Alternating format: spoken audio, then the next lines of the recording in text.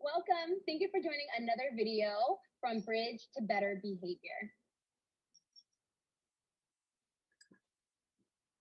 We're going to be talking about coping strategies today and how you can use them at home with your child. My name is Stella Day, and I'm a school psychologist.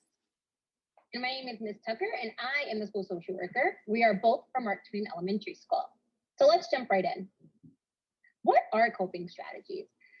Coping strategies are tools or strategies that an individual can use to manage their thoughts, feelings, and actions in moments of distress. But you may be wondering, what are the benefits of having coping strategies? Well, it is very important to help develop coping strategies as adults, as well as children, to help manage those really difficult situations. So teaching these strategies to children allows them to effectively control their thoughts, emotion, and behaviors in a positive way. How do we teach coping strategies? Because children are not necessarily born knowing how to use coping strategies. So the first step is going to be choosing a strategy that you want to teach your child. So oftentimes it can be beneficial to sit down with your child with a few options and decide together what you think is a good option. The next thing is going to be to teach the strategy, but it's important to teach the strategy when you are calm, because when you're in a moment of stress, that's not a good time to learn something. It's better to practice these skills during times of calm. And then after you practice them, you're going to start implementing them. So when the child is upset, after they're comfortable with the strategy, this is when you can prompt them, don't forget to use your coping strategy. That's when they're going to start seeing the benefits of that coping strategy.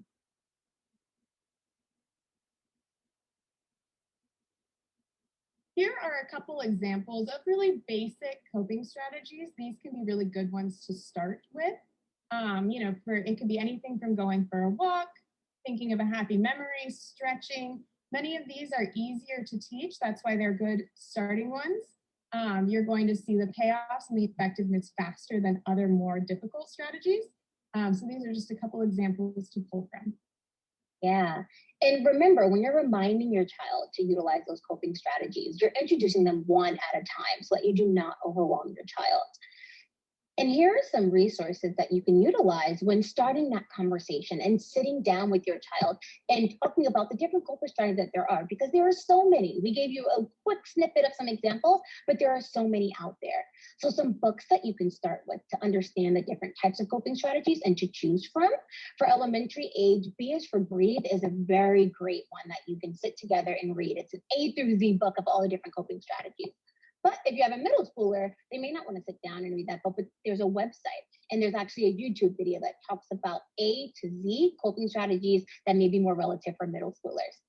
There's also a book, Little Spot of Calm, that helps with mindfulness and taking those deep breaths and calming yourself.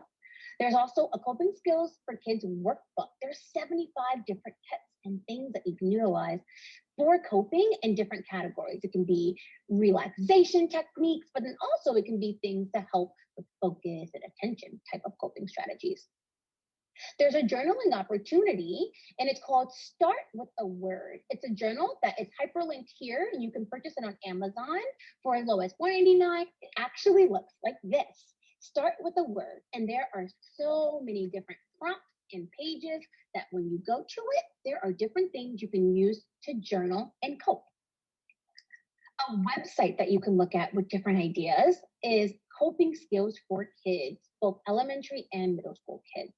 But we've also listed some apps that you can use for mindfulness that you can use with your child when you're introducing the opportunity to use a coping skill or when you're reminding them to use one, whether it's during the day, at nighttime, or early in the morning before they get started for school. There's a podcast recommendation that you can listen to with your child on Imagine Neighborhood. It talks about different social emotional learning techniques and ways to cope with those different emotions that you may feel. And then different mindfulness playlists that are linked here for free. For Mind Yeti, they do it in both English and Spanish.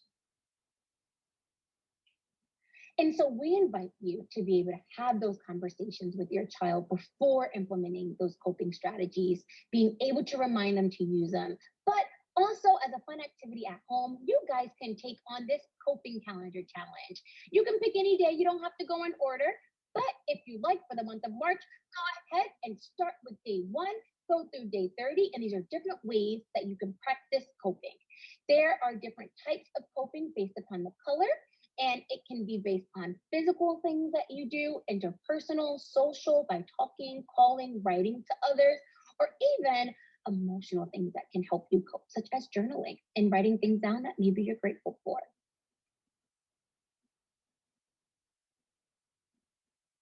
So thank you for joining us for our presentation for Bridge to Better Behavior. You can find more videos by searching our hashtag, which is hashtag 3BLESD on Instagram or Facebook for similar videos. If you have any questions about coping strategies, please feel free to reach out to myself or Ms. Tucker. Our email addresses are hyperlinked at the beginning of the presentation, as well as we hyperlinked the resources that you want to access on the resources page.